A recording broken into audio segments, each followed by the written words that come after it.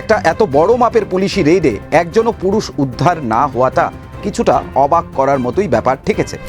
সংসারে যেটা চলে এটা কোনো লুকাইল থাকেনি। জেলা প্রশাসনের নির্দেশে এবার স্থায়ীভাবে সিল করা হলো শিলচরের বিতর্কিত পারিজাত হোটেল অ্যান্ড রেস্তোরাঁ। सभी जो भी इलीगल एक्टिविटीज़ हो रही हैं या चल रही हैं और जो हमारी नज़र में आएंगी उनके खिलाफ हम स्ट्रिक्ट से स्ट्रिक्ट एक्शन लेंगे एज पर लॉ। দেহ ব্যবসা সংক্রান্ত নানা অভিযোগ, তদন্ত, ধরপাকড় ইত্যাদিতেই ব্যস্ত এখন কবির শহর শিলচর, সংস্কৃতির শহর শিলচর। শহরের এই অসুখ এ যাত্রায় ছেড়ে যাবে নাকি তা আরও বাড়বে সেটা এখনও ভবিষ্যতের গল্পে।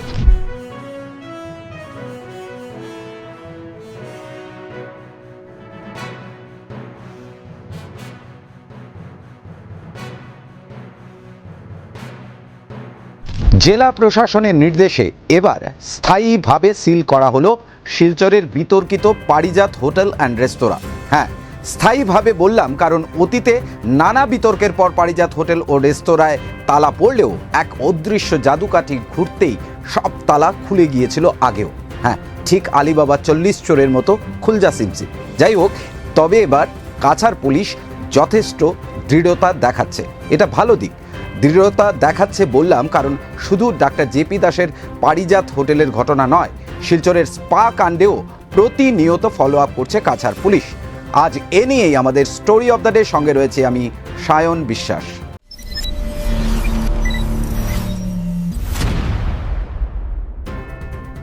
গত 25 জুন রাত হঠাৎ করেই শিলচরের ইম্পেরিয়াল মলের উপরের তলায় থাকা দুটি পার্লার কাম স্পাতে অভিযান চালায় কাছাড় পুলিশ। এতে মোট 28 জন যুবতীকে আটক করে গ্রেফতার করা হয়।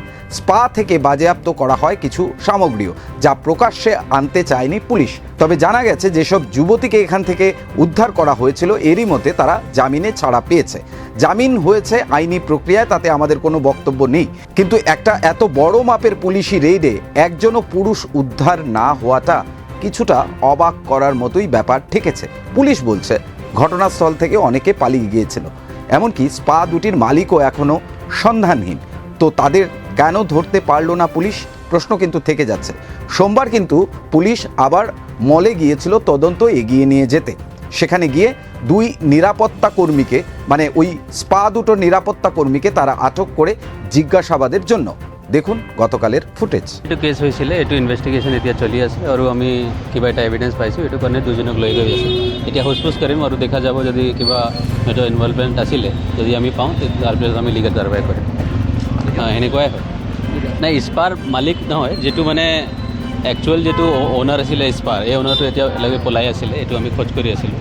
কিন্তু বিল্ডিংৰ মালিকটো আমি খালি সোধপোছ কৰিম কাক দিছে কাক নাই। এবারে দেখুন আজ কিভাবে ডাক্তার জেপি দাসের পারিজাত হোটেল অ্যান্ড রেস্তোরাঁ সিল করলো কাছাড় পুলিশ, যদিও বলছে তারা এটা স্থায়ী তালা। जैसा कि आप सबको मालूम है कि पिछले कुछ दिनों में जैसे यहाँ घटना घटा था, एक माइनर विक्टिम को रिकवरी यहाँ से हुआ और साथ साथ में जो भी मॉरल एक्टिविटीज़ यहाँ चल रहे थे उसके रिगार्डिंग में जो हमने केस रजिस्टर किया है और जो इस होटल के जो ओनर है उसको डॉक्टर जेपी दास, उसको भी अरेस्ट कर लिया गया है। और इसके बाद हमने ये डिस्ट्रिक्ट कमिश्नर ऑफिस में हमने एक रिपोर्ट सबमिट किया और उस रिपोर्ट के चलते सराई एक्ट के अंतर्गत कार्रवाई करते हुए डिस्ट्रिक्ट कमिश्नर सर के ऑर्डर से आज ये होटल परमानेंटली सील कर दिया गया है। अभी ये जयंती प्रसाद दास कहाँ पे? He is in currently in judicial custody.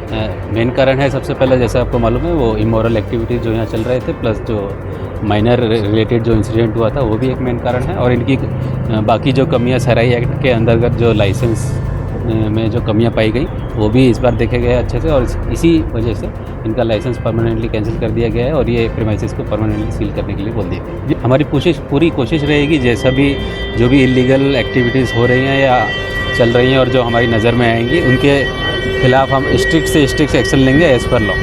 একদিকে যখন পুলিশি অভিযান ত্বরান্বিত হয়েছে, অন্যদিকে শিলচরের যেসব স্পাতে অবৈধ কাজ কারবার চলতো বলে অভিযোগ, সেসবেও এখন তালা, নেই খদ্দেরের দেখা। তবে এই অবস্থায় দ্বিতীয় লিংক রোড লেন নাম্বার 14 কিন্তু আবারও চর্চায়। এই সেদিন এই লেন ঘিরে তুমুল উত্তেজনা ছড়ালেও সেখানকার সেই মার্কামারা বাড়ি থেকে আবারও দেহ ব্যবসার আসর জমে উঠেছে বলে এলাকাবাসী অভিযোগ করেছেন। দেখুন ফুটেজ। তো আজকে গত 7 দিন হয়ে গেছে, বাট আমরা কাছে কিন্তু গোপন সূত্রে থ্রেটেনিং এর হুমকি আর বা শুনলাম আমরা যে আজকে অত বড় ইনসিডেন্ট আমরা ধরাইয়া দিয়েছি, পেট্রোল হাত পড়ে গেছে তারা। হ্যাঁ, তো পরে দিকে আমরা কাছে একটা অ্যাটাকের মতো বা এরকম কিছু একটা হইব, কোনো ধরনের ইনসিডেন্ট যদি হয়, তো আমরা প্রশাসনের কাছে ওটাই রিকোয়েস্ট থাকবো যে আজকে যে মেইন কালপ্রিট সুমন দাস তারে অতি সত্বর অ্যারেস্ট করা হোক আর উপযুক্ত শাস্তি তারে দেওয়া হোক, আমরা এটাই চাই। আর কোনো ধরনের যাতে অঘটন না ঘটে বা কোনো ধরনের অ্যাটাক আমরা উপরে না হয়, বাট আমরা এটা খবর গোপন সূত্রে কিছু খবর পাইছি, এটার লেগে আজকে আমরা প্রেসটা জানাইলাম। কখন চাই এরারে দইরা নেওয়ার দায় ন্যায়রা এখান থেকে তারা উচ্ছেদ হইতো, আমরা উচ্ছেদ চাই, আমরা চাই না এরা এখানে থাকতো। এটা তো এখন তো সংসারও যেটা চলে এটা কোনো লুকাইল থাকেনি, লুকাইল তো কিচ্ছু থাকে না। এটা একজনে ফেরারে হইব, আরেকজনে আমরা রোগ হয়। এটা তো মানুষে গবেষণা করলে আমরা তো শুনলাম। আমি খুব চিন্তিত।